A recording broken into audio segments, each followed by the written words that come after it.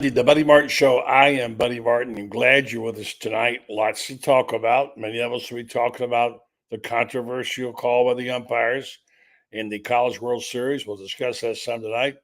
Two distinct views on that, and we'll see what we can air out with it. Shane Matthews will be here in a moment. He'll pot up with Matthews' show. We'll get his take on it and a few other things that we've got to talk about tonight, including we don't talk much golf, but boy, what a tremendous loss. Painful to watch Tommy. He's one of my guys. Uh, Glad to see the American win, Keegan Bradley, but really sad to see uh, Tommy blow it again. So stay tuned. Coming up next is the QB himself. Then we got Scott Carter, who will weigh in on the whole issue with baseball. We got Franz Beard, and we got Kevin Brockway tonight. I'm sure he'll talk about the upcoming draft on Wednesday night, which of course involves our own Walter Clayton. Stay tuned. Buddy Martin Show is on the air. Tell your friends and neighbors right now. Yes, it's time again for Buddy Martin. Call him up and tell him what you're thinking. But be kind because he's doing the best he can. Better, stronger, faster. Mama says that alligators are ornery because they got all them teeth but no toothbrush. Hey, what if the voice calls while you're gone? Take a message. Bye. You ready, champ? I'm ready for this my whole life. I'm incapable of small talk. But that's why you love me, right? Kind of intimidating to be in the presence of so many great athletes.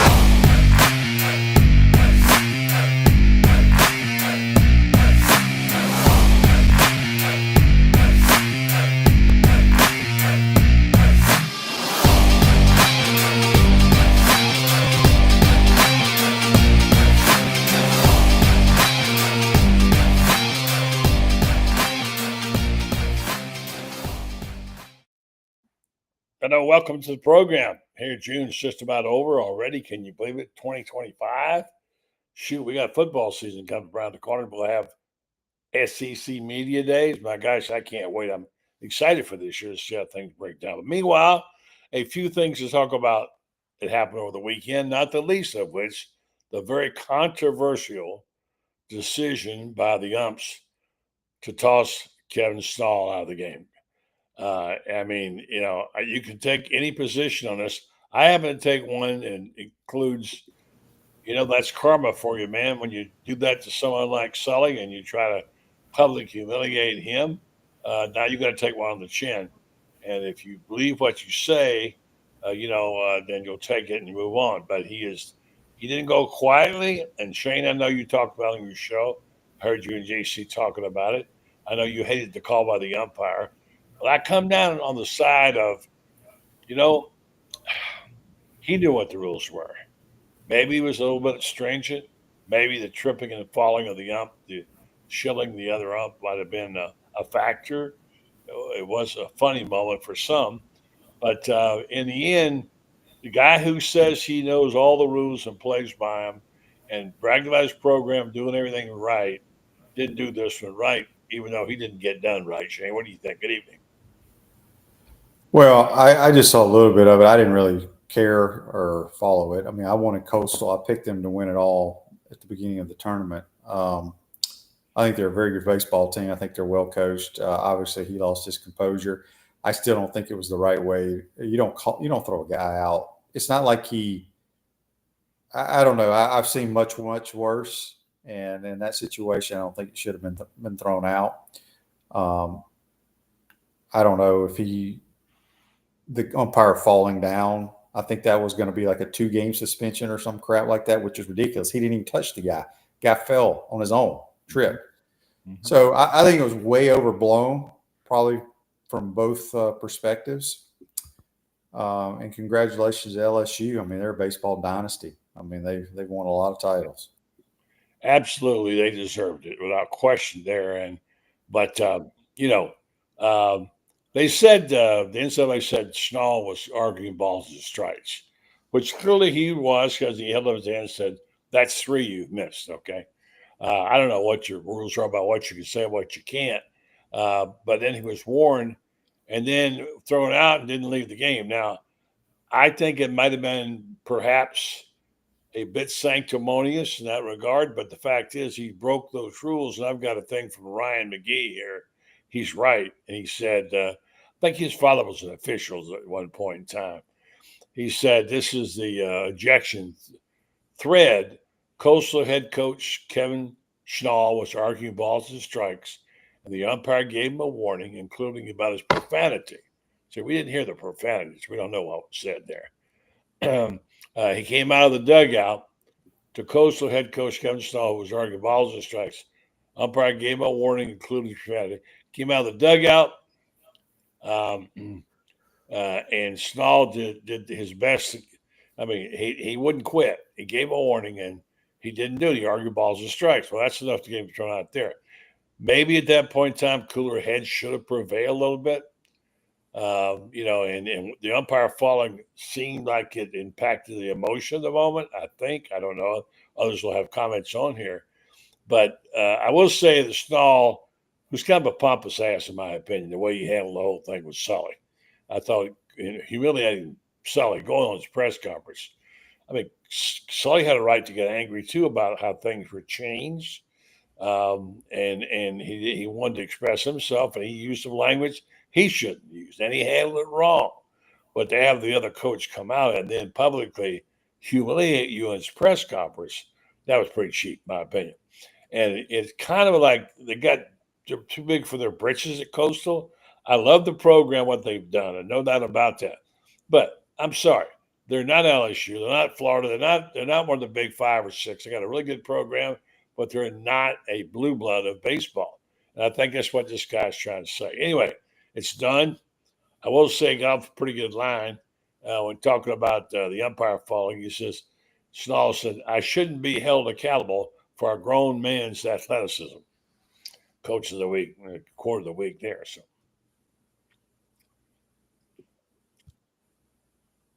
are you there, Shane? I'm here. Oh, what? Yeah, I mean, look, it is what it is.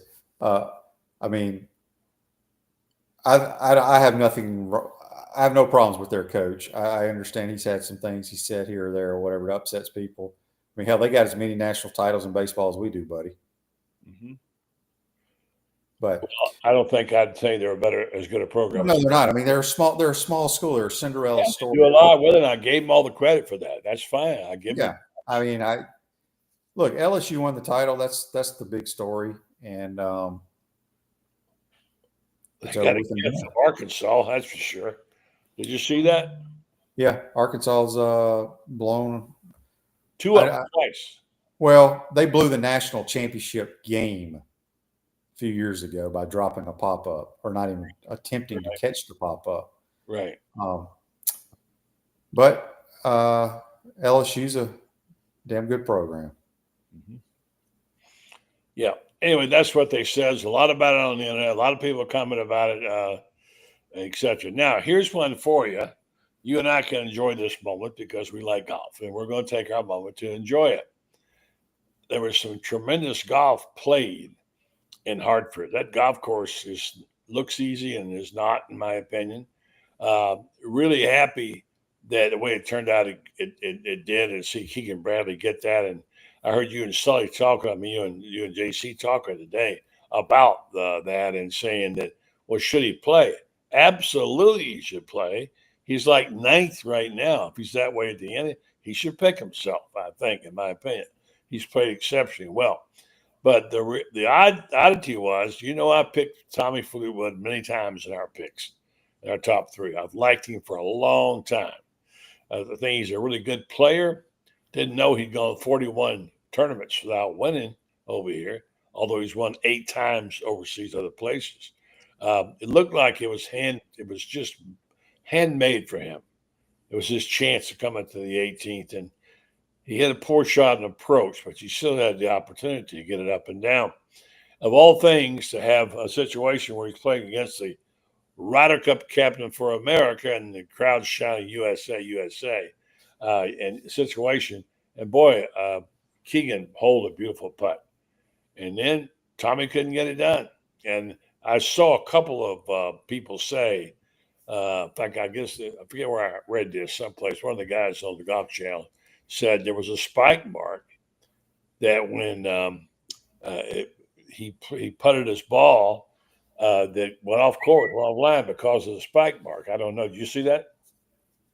I did not see that, but it's perfectly legal now to tap down spike marks. So yeah, well, I don't think it was visible at the time, but it was on the putt, and a lot of people who were pretty good at this kind of stuff know that stuff said. There's no doubt about the fact that there was a spike mark there somewhere, and they missed it. Anyway, that's how it went. Unusual for it to come down to that. Here's what was said on Golf Central last night. Keegan Bradley told Rich Lerner that Fleetwood's putt broke more than he thought. He said, from almost the exact same line he played it, less break because you believed his read over what he'd seen. But bottom line was, it was tough. Look, I hate that for Tommy Fleetwood, but you know what? He'll come back.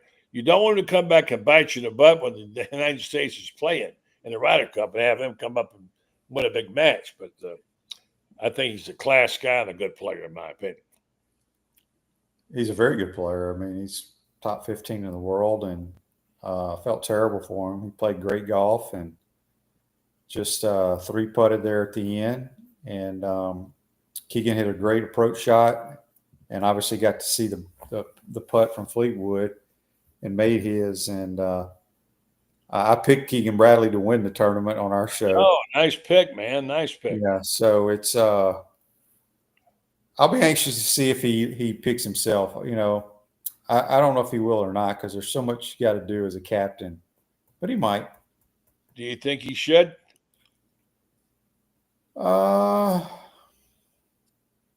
mean, he's playing well enough, yes. I just don't know if he wants to have to deal with all the other stuff you have to do as a captain. And I don't know who his assistant captains are, the rest of his staff is. Yeah. I'm sure that would probably factor into it as well. Yeah. Well, his game, and sure up this game has helped him a lot in this situation, for sure. And I'm rooting for him. I think it's going to be a fun Ryder Cup. Where is it this year? Bethpage Black. I love that golf course. I was there for the Open when Lefty blew it, hit the ball out of bounds on the tee shot. Yeah, it's a great course there. It's public, So, all right. So I know you don't follow recruiting. I know we talked about this last time, but will you agree that what's going on with the situation going on as is, Florida's getting a lot of good players. Things are going in the right direction. And I quoted you later in the week after we talked as saying, do you believe it when you see them suit up and you don't follow recruiting like a lot of people don't? But the fact is that recruiting is definitely taking a turn for the better.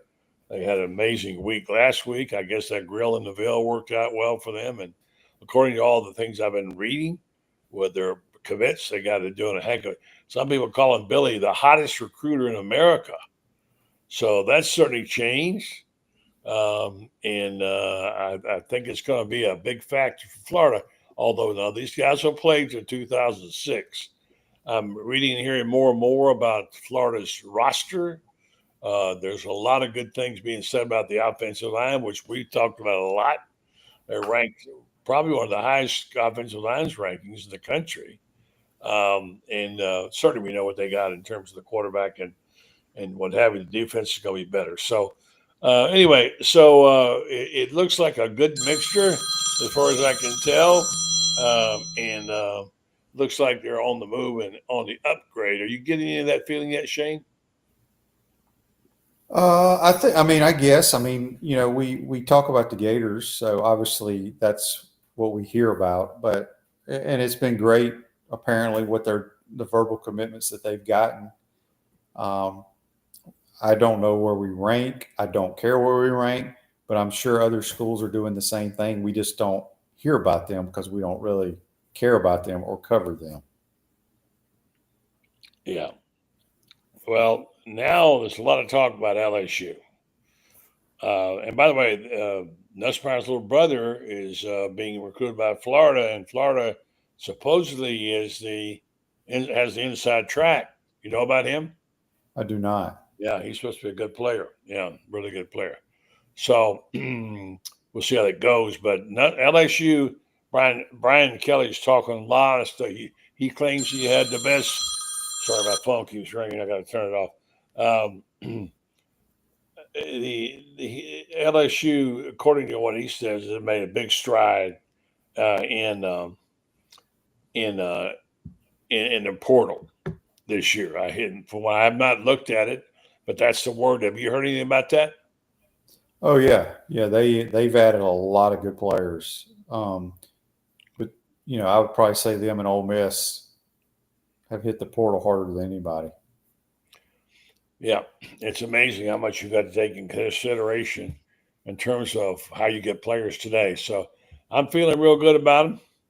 I thank them. All right, Shane, I want you to buy into my idea, okay? You know that C.J. Bernal, decommitted from Nebraska. Who? The cornerback from Orlando. Oh. Decommitted. He was a 4-star corner, really fast, close to a 5-star. Decommitted from Nebraska, and now he makes the third player who's been the fastest player in Florida during his class added to the current Gator team. So they've got speed galore coming in. They've got the fastest player in 3 of the last 4 years, I think. So we're talking about it. And matter of fact, Jaluk, the backfield coach, is talking about it. He says they may have as much speed as the track team. So on our 4x100s, and somebody threw it out, well, they should have a race. He said, yeah, we love that.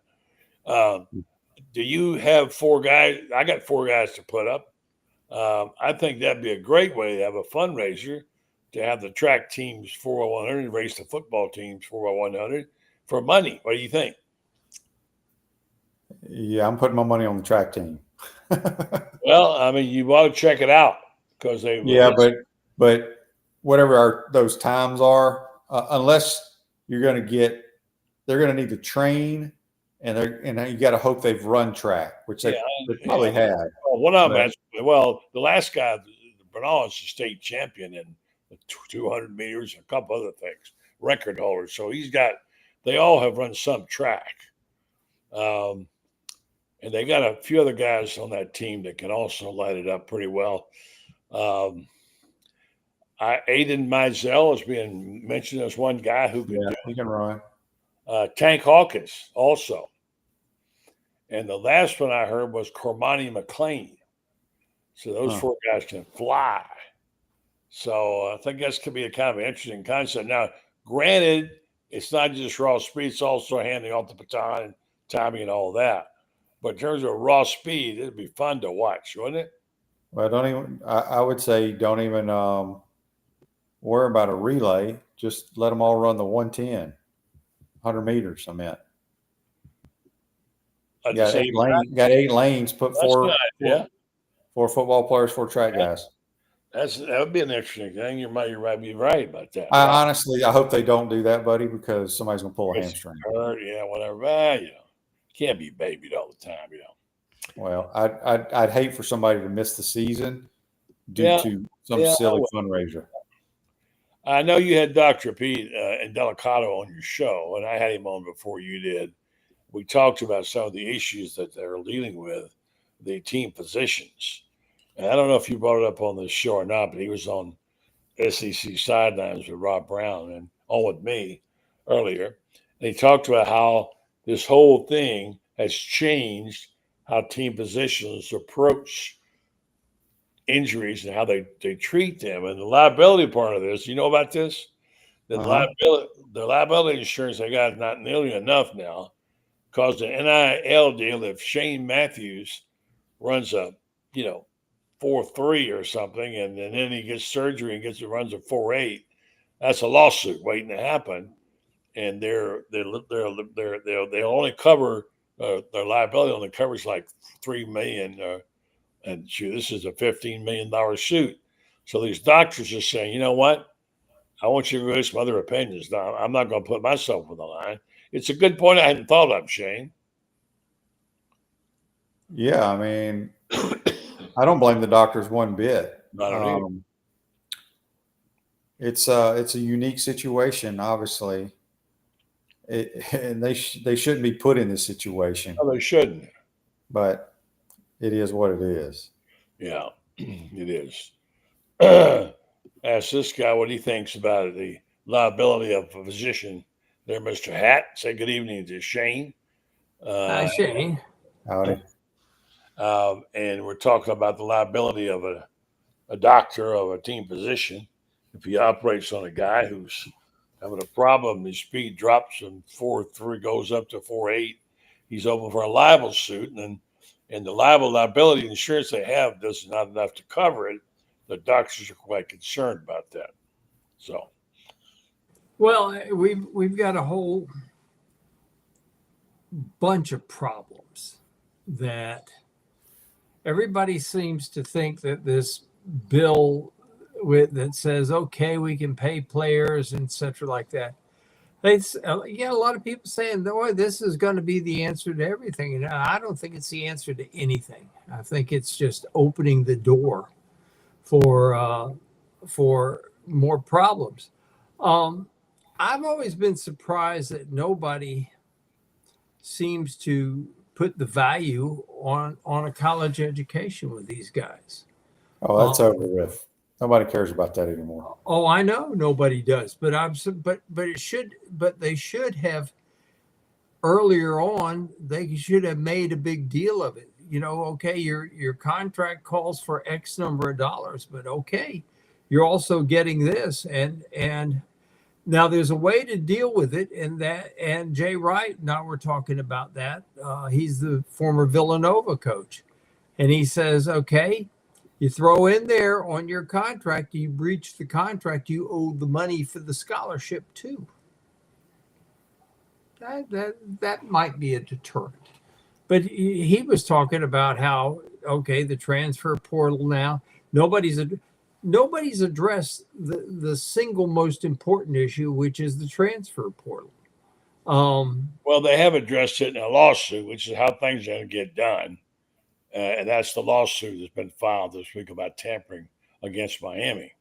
That'll help. But that's because the guy's under a contract. But they have, under the rules of under the transfer rules, there would be no case. But because the guy signed a contract, he signed a 2-year contract. Now there is a case, and that, of course, is how this thing, it will go a long way toward helping, buddy. It's not going to be the answer. It's not going to be the definitive answer, but it will be an answer to some of the issues. Shane, what are you then? Scott, it's good evening to Scott. How you doing, Scott? Thanks for joining us. We're talking a little bit. Hey, what's going on, guys? We'll catch up on the baseball thing in a minute. We're talking about the lawsuit against Wisconsin filed against Miami for tampering. Listen, there's lawyers that started this whole thing. Now, do you think that kind of thing, Shane, will go on other places? Think there'll be more tampering lawsuits? I'm surprised there hadn't been more. Yeah, me too. It happens nonstop. Yeah. Look, the NIL is what it is, right? They could make this very simple. The kids have to sign contracts just like you do in the National Football League. You have one period of the year where you can transfer if you're not under contract, like free agency. But if you are under contract, that team has your rights. It's that simple. I've said it multiple times. I can't go play for the Chicago Bears this year under contract. And if I have a good year or bad year, or they put another quarterback in or whatever, I say, oh, I'm going to go play for the Detroit Lions next year. You can't do that. So it solves all the problems. How do we do that, Scott? Well, I think, as this thing evolves, we all know, at least in football and men's basketball, it's going to be pro sports in the next few years. And they'll have more contracts and more rules in place. And there will be some severe punishment possible But again, I don't know how much you guys have read the last couple of weeks about a lot of these ADs around the country are talking that for the first time in their careers, they sense there is a real sense of people wanting change in the industry on the enforcement front. And we all know the NCAA has not really done that job over the last few decades. I mean, that's why the rampant cheating goes on. But if you do have enforcement, what does that look like? I mean, to me, it looks like big fines and coaches losing years to their career for cheating. But I think in the NFL and these pro sports, there is severe punishment if you do go outside the guidelines of that sport. And I think until college sports really gets a system that works that way, we're going to continue to talk about this stuff. And it's kind of the charm of college sports in some ways, because every school thinks they're getting jobbed by another school. But at the same time, when there's money on the line, now these people are getting paid, the players. We all know the coaching salaries. It just feels to me like we're on the verge of maybe some adults taking over the shop. I'm not sure that getting a commissioner is the right thing. I think that ship is pretty well sail. France, who's going to enforce this, France, if they do it? Well, that's a good question, and this is why, buddy, I think we're at a crossroads that's a dangerous one until we do something. Until football has to either secede or be given autonomy. I would prefer that they secede, because I think that anything the NCAA touches, other than running tournaments, they do a hell of a job running tournaments. They are the best in the business running tournaments. And that's probably because they run so damn many of them that they've picked up a little bit of expertise along the way. They're great event organizers, Franz. Oh, aren't they, though? But, they can't seem to figure out they can't seem to figure out how to make a set of rules and abide by them. And part of the reason, and I agree, I talked to enough coaches in San Antonio who told me the same thing. As big a problem as there is you have presidents of universities who know nothing about sports and nothing about business, who get their nose poked into this business, and they start making a deal like, okay, it's like hiring a new chemistry professor. Yeah, that's BS. Let's clarify one thing, and maybe Shane, you and Scott could help us. You just can't jump in one. Like one guy here says, Tommy Seals says they have some nice players, but he says they can hop from team to team. Well, they really can't. They might leave before the season. They can't play now, Scott, right? They cannot play now. If they leave now and make the change, they cannot play next season. Isn't that correct? You're saying under the revenue sharing era? Well, supposedly they want to disclose. You can still go ahead and you can transfer, but you can't be eligible for the fall. Yeah, I'm going to have to look. I think that is in place. Yeah. And, there's also, nowadays, how coaches have always said scholarships are year to year. Well, now you are going to see guys signing 2 and 3 year scholarships right off the bat. Yeah. So that's going to create some stability on that front end. But, of course, half the roster or more is still going to probably operate on the 1 year scholarship, and we'll have that option to them to transfer. But, there's still some unknowns there. But, I agree with when I logged on, when I look at college sports and all this movement, the transfer portal rules, eventually you've got to get that back under control if you want any kind of stability. That's just the bottom line. Shane, I think that might be a way to bring stability, having the 2 year contracts, where you can commit to 2 years at a time, don't you think? Well, I think it's a very simple solution. Go to the NFL model. It's pro sports. Mm-hmm. If they come out of high school, you sign them to a 2 or 3 year deal, and you own their rights. Now, at the end of the season, when you have your exit meeting, it happens in the National Football League all the time. Guys are under contract. We're going to release you because we need a better player than you. But that allows that means you cannot transfer. You made this point a number of times last couple of years when I talked about Florida missing out on guys, and you said to me, Shane, several times, "Who knows? Maybe they didn't want him." Maybe they didn't what? You said, "Who knows? Maybe they didn't want him." I said, "Florida." Well, that's true. Right? You got to remember. Okay, so what do they say every year? There's 15 to 20 so-called 5 stars in America. Is it something along those lines? I believe. Okay. Think about how many people play football. Mm-hmm. You can't have all those 5 stars. You may get 2, you may get 1, you may get none. But you can only sign 25 players or whatever it is in a signing class unless that's changed. I don't follow it enough to worry about it. But you can't have every player. And they're going to continue recruiting a guy because if you lose out on another guy, you may need that guy now. So just remember, if Scott Carter is a 5-star left guard from X school and the Gators recruiting, Auburn's recruiting, Nebraska, USC, Ohio State, they all want him, but there may be somebody that they want more than Scott Carter. But if they lose that guy, they'll take Scott Carter. I mean, it's a board. There's a lot that goes into it. Yeah, and I'm going to ask each one of the guys, and then I'll let you get out of here and be ready for your show tomorrow with your superstar lineup that you got. Are we in an era now where we're not star crazy? Has maybe the basketball success brought some of that along? I don't know. It doesn't seem like it's a bad thing because Billy Now's signed a lot of big offensive linemen 3 stars. I say a lot, like 3. They're huge.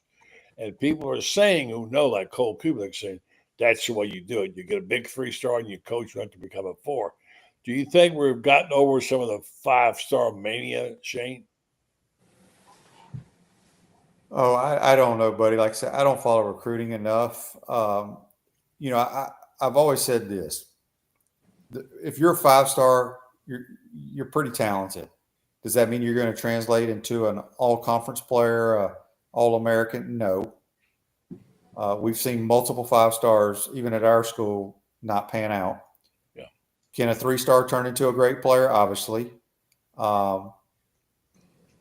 Has he reached his potential? I think that's what a lot of people – that's the beauty about coaching. And you always – the one word that drives me crazy sometimes is when players get on campus, regardless of what school, what sport it is, and they don't pan out, it usually goes back to the coaches that didn't develop him correctly, right? That word develop. Some people have already hit their peak. Yes. And they may not get any better. Then there are others that can improve. So it's a crapshoot, right? You don't know who's going to turn out to be great. Yeah.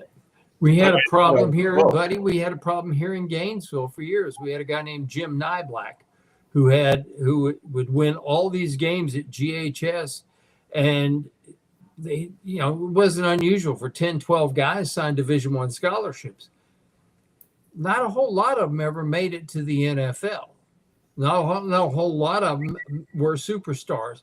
And that's because Nyblack just coached the hell out of them when they were in high school, and they were as good as they were ever going to be. Shane, you've seen that all your life. Yeah. You grew up with the son of a coach. You know about that. I always tell people, that if any of y'all probably had kids that played travel baseball, because that's the one sport that you start at a young age, and you usually see that 12 to 13-year-old kid that's the dominant player, striking everybody out, plays shortstop, hits 10 home runs in a series or one of those World Series type deals. And then he gets to high school. What happened to that guy, right? He ain't the biggest guy anymore. He's not throwing as hard. He doesn't swing the bat like he did when he was 12. No. So you never know what's going to happen, but there's so many good players around the country today. There's enough to go around, and some turn out great and some of them don't. Do you agree, Scott, that they're maybe not as crazy, but that maybe the basketball team, maybe Todd proved you don't have to have a bunch of 5-stars to win a natty? I don't know if I see that correlation, buddy. I think if one of those 15 to 25 stars calls Billy Napier and says, I want to be a Gator, I think he'll probably end up being a Gator. I do know that the offensive line is obviously the position in football that is the most developmental position. And Billy has shown it in his time at Florida that he does look for development pieces there.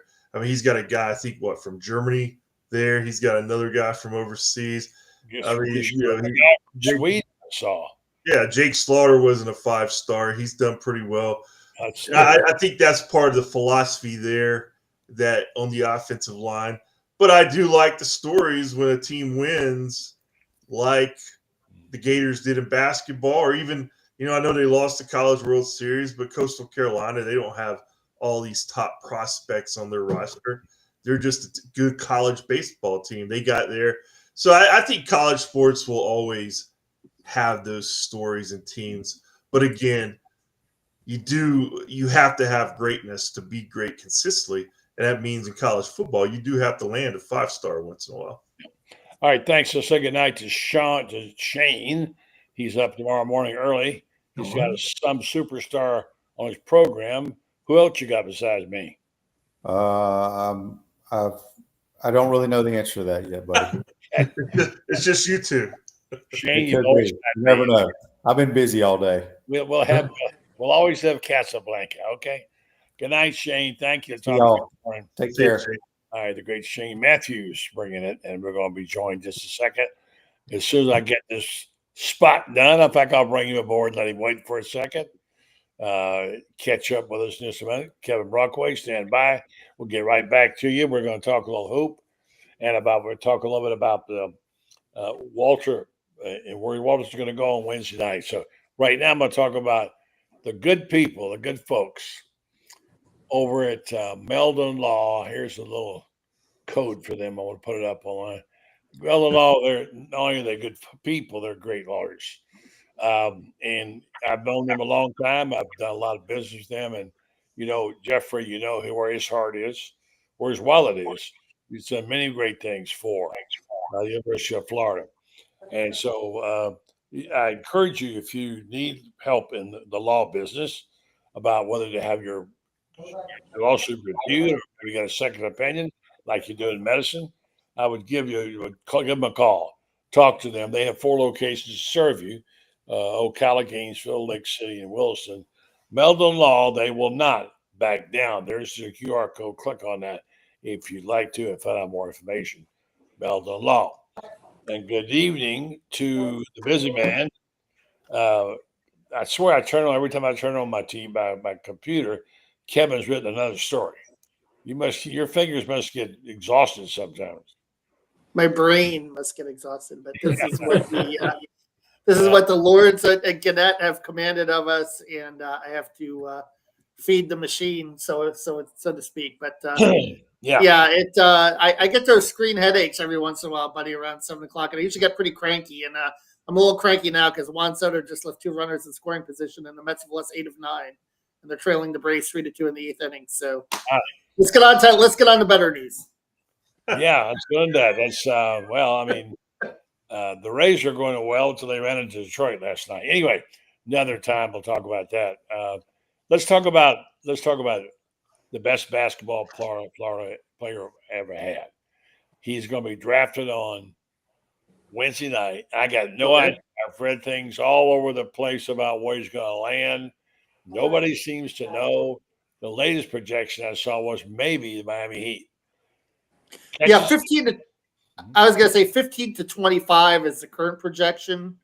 Anywhere in that neighborhood, he could go. I know the Magic are high on him too. Phoenix Suns I've seen, although obviously they just had a trade, so there are a number of teams that are in play. But as we know in this process, it takes just one team to fall in love with you, and if they do, then you never know. I mean, it could even be higher than 15 if there's a certain team that really likes him in that spot. The Hawks have had a really profound interest in him for some time, and there have even been a couple of mock drafts with him going 13 to the Hawks.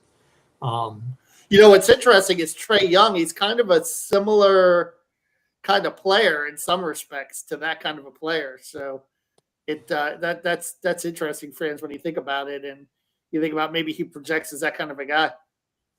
Maybe the thought in Atlanta is that when Trae Young, putting two bombers on the floor at the same time, because the Hawks don't have great inside play, and you put two bombers on the outside, and maybe that's their answer. I don't know.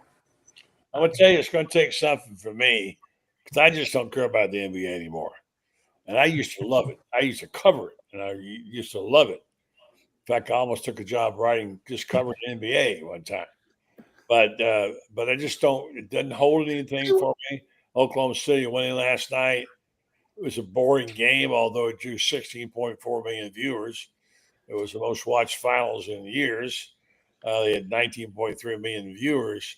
Seventh game always helps. But I don't know. I need something to get me going again, Scott, on the NBA and players. And having a guy like Walter in there would be great, would help a little bit when you got a player like that, right? Yeah, I mean, he's exciting. He would certainly draw Florida fans back to the NBA. Horford's still playing, but, I think the era there when they had Noah and Horford and Brewer, and I think maybe Miller was still playing or was ending up. So, that was probably the best stretch for Florida NBA guys at one time. And now, Clayton can resurge that. I'm kind of like you, buddy. I used to love, it used to be my favorite sport, but it kind of went when I played a lot of basketball.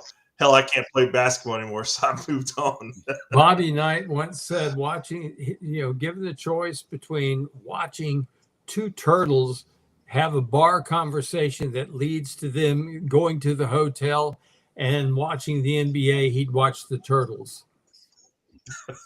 I thought it was a good series. I really did. I was captivated by it, and maybe I had a little bit of sentiment for the Pacers because I covered them a little bit when I was in Indiana. I remember Miles Turner. I remember TJ McConnell.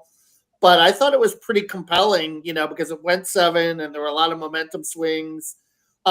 Game 7, obviously, with Halliburton going down. That was, and, he's got torn Achilles now.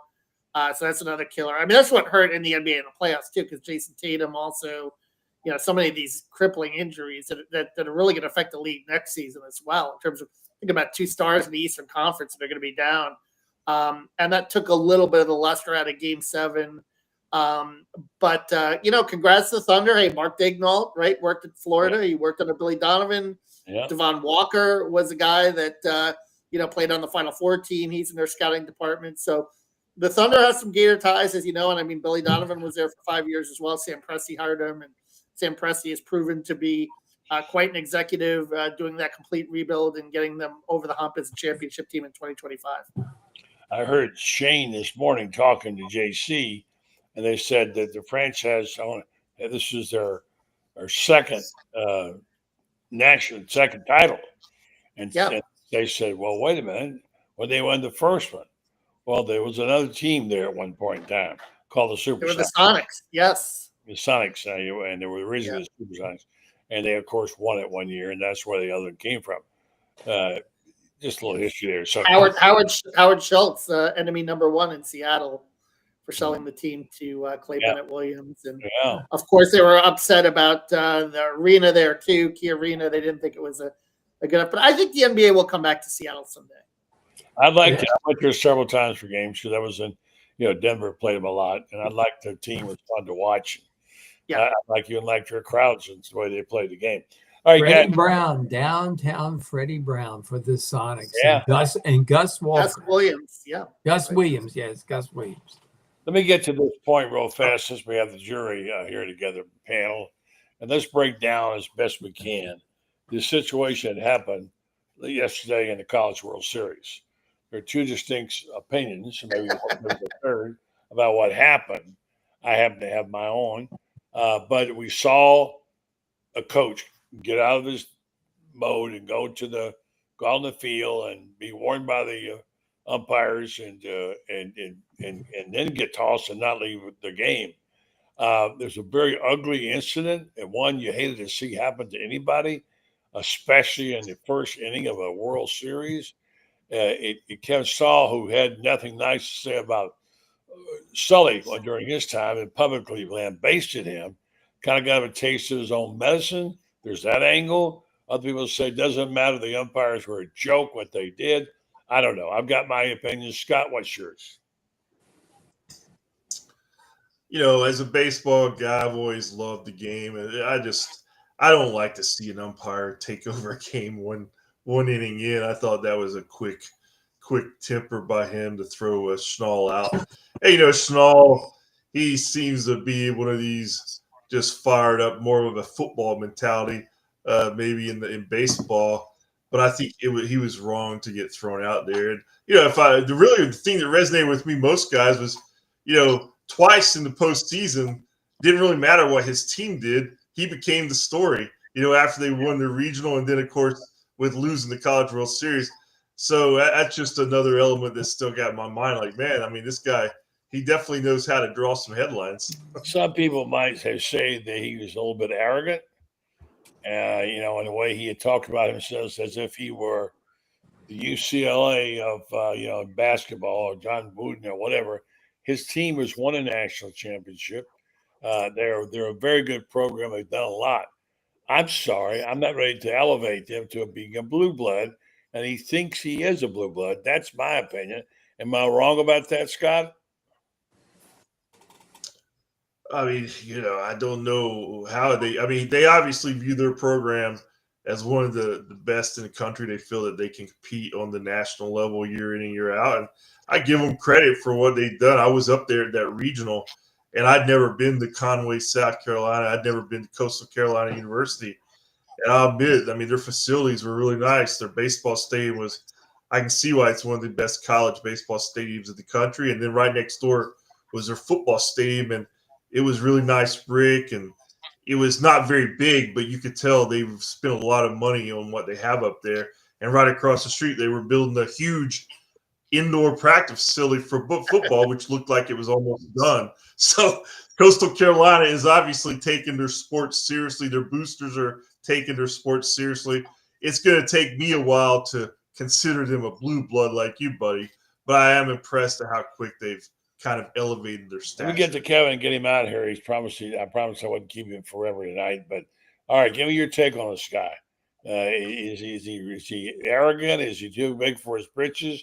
Is he good for college baseball? Is he a bit sanctimonious?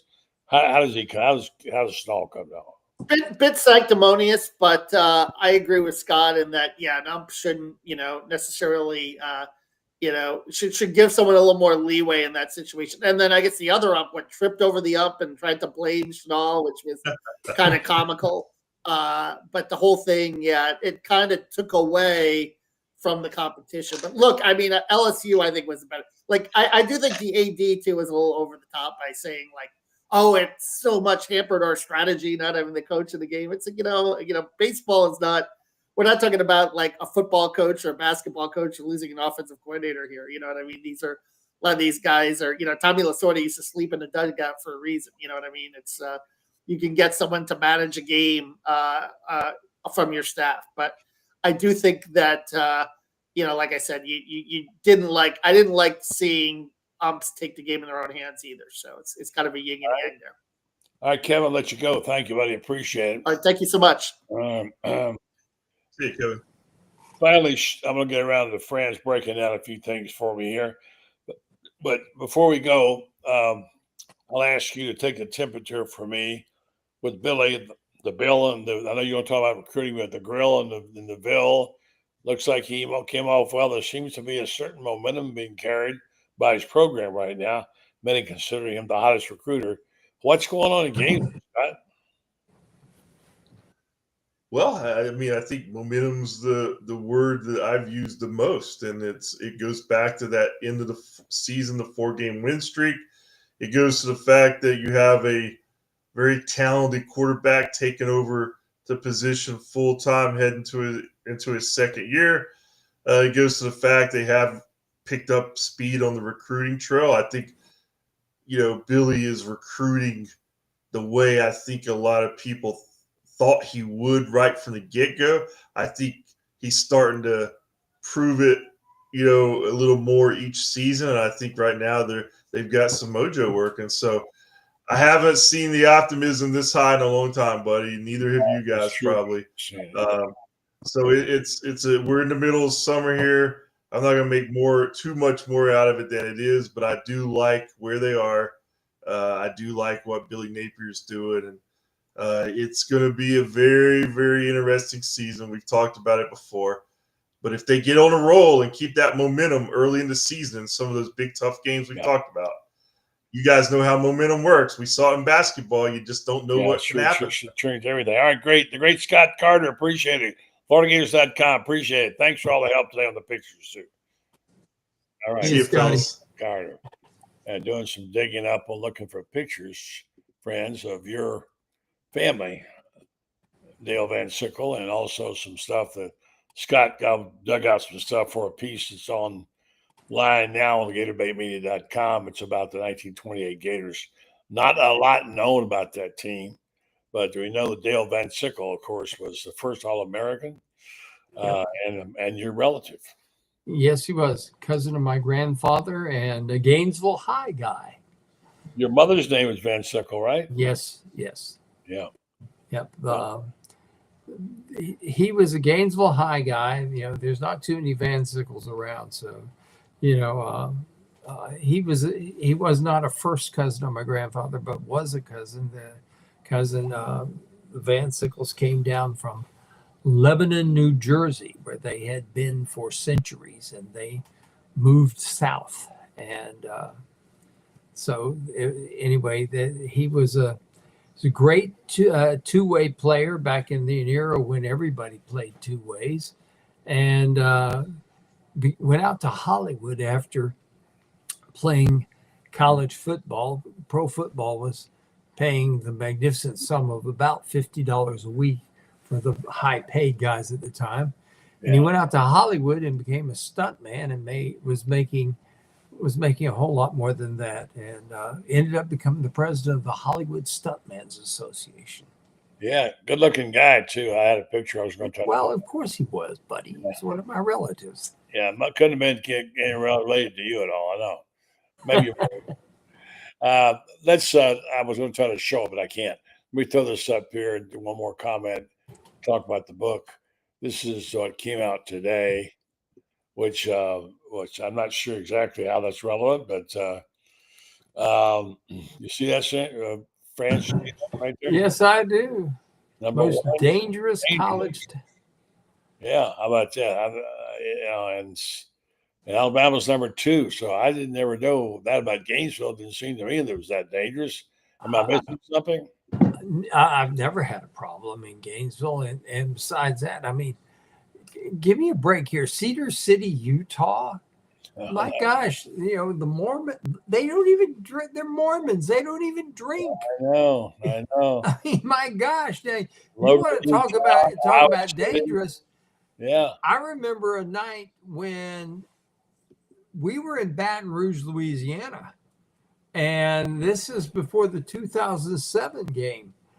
And our car, we were seriously concerned about our long-term health, let's just say. Mm-hmm. Our car was surrounded and so forth like that. You got out of the car because you had no idea where we were going to park, and you were writing a book at the time about urban, and you had to get out. So you got out, and when we saw you in the press box, you were as white as that hat that you're wearing because you felt that your life had been threatened.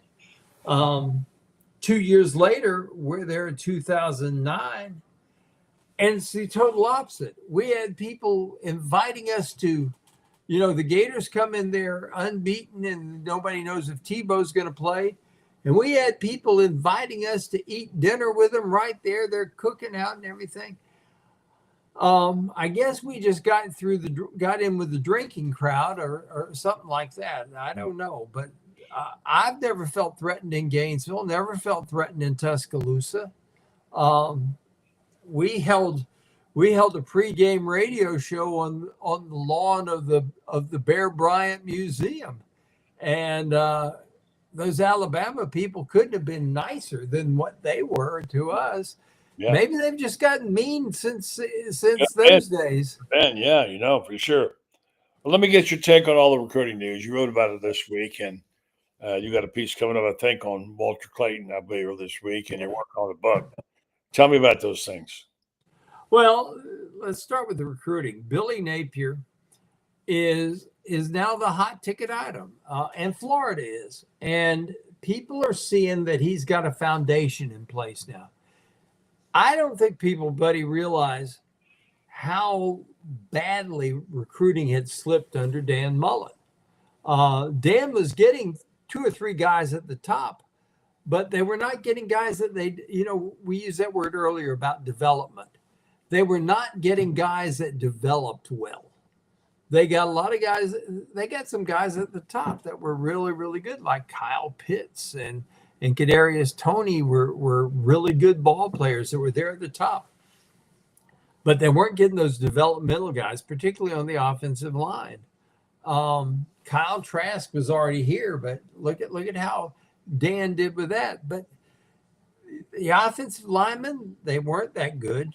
Not that many of them. They weren't that good. Defensive linemen, not that many of them, not that good. And I don't think people realize how recruiting had slipped and how the foundation was crumbling underneath. We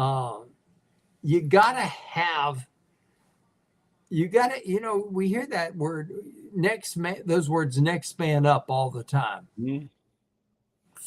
College football is a next man up business because you got guys. Yeah, you got 1 minute to tell me about it. Go ahead. You only have guys there for 4 years and then they're gone. So you better have the developmental guys, and Dan didn't let them have them. Billy has built the program. He's got guys behind it. They're developing them, and people see it. They want to be part of it. Now about the book, Walter Clayton, I think he goes before 23, maybe somewhere between 18 and 23. I like the idea of him going to the Heat. I'd love to see him go to the Magic. I don't think he'll last that long, however. He's going to be a good ball player in the pros. All right, how about the book? When's it coming out? I'll have it finished up. All the chapters finished up this week, and then we're going to be working on it and getting it out as quick as we can. Yeah, I hope there can be some up. I know some folks up here in the Panhandle. I want you to come up here and sign some books, so we'll do that too. I'd love to. Love to. I like the Panhandle. It's a fun place. It's a fun place to be. Of course, I don't live up in the 81st floor penthouse. I was looking over St. Andrews Bay, where you can look down and see the great white sharks in the crystal clear ocean water. Andrews Bay. Take care, Francis. Thank you, Take bud. care, bud. Talk to you. Franz Beard. You can read him on GatorBaitMedia.com. Nobody knows basketball like him. He also knows the Gators about as good as anyone. The final word is Titan MRI is now Titan MRI and Imaging. They acquired Highfield MRI. Joe Colorio started Highfield in 1997. Now he's back. Titan MRI and Imaging is now 3 locations in Serbia, 2 in Gainesville, with the Spark Avenue location now at the Millennium Center, and 1 in Lake City, serving all of Columbia County, and Valdosta, Georgia. They offer the same great customer service they always did in terms of making it a good experience for you. They have they accept insurance now, or you can go through their convenient self-pay options, which is helpful. They offer MRIs, CAT scans, X-rays, ultrasounds, easy scheduling with lots of information options, including evenings. Larger MRI machines for patient comforts, no yards, no hospitals. Coming soon to Ocala to serve Marion County even better. So if you need one of those things, check them out. Titan MRI Imaging, it's your choice. I want to thank our guest tonight. Good lineup with, of course, Shane, Franz, Scott, and Kevin. Thank you for listening and watching the program, as always. Don't forget, tomorrow night will be Lauren Meadows back, and also Catch in the Morning, Catch SEC Sidelines. And they'll do a great job for you. Brendan Martin And Mr. Brown as well will be on there with you. So have a good night. Thanks for listening. We'll see you in a day or so.